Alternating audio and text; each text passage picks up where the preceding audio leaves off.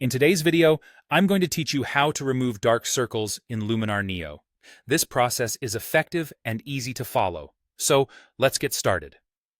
First, let's begin by launching Luminar NEO from your desktop. If you don't have it open already, go ahead and click on the icon to start the program. Once the software is running, you'll be greeted with the main interface where all the magic happens. Now, the next step involves selecting the image you want to work on. Navigate to the Catalog tab, which essentially is the library holding all your photos. You can choose your image by clicking on it directly from the list available. Alternatively, if your image isn't already imported, click on Add Photos to browse and select the image from your computer. After you've done that, move on to the Edit module. This module is where you'll find all the tools to transform your photos, including the ability to eliminate those pesky dark circles. With your image now ready to be worked on, it's time to dig into the tools. Go over to the toolbar on the right-hand side and find the Face AI tool, which is located under the Portrait section. This tool is particularly designed to make enhancements to facial features, allowing you to subtly improve portraits with a few tweaks. After you've opened the Face AI tool, locate the Eyes section within it.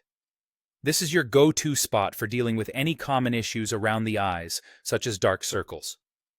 Once you're there, look for the Dark Circles Removal slider.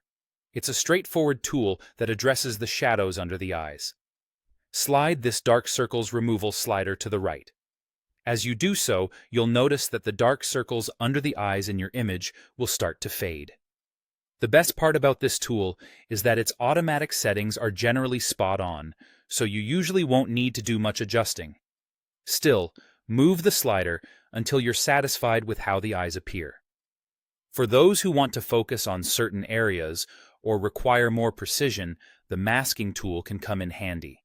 Use this tool to apply the adjustment only to specific areas or subjects.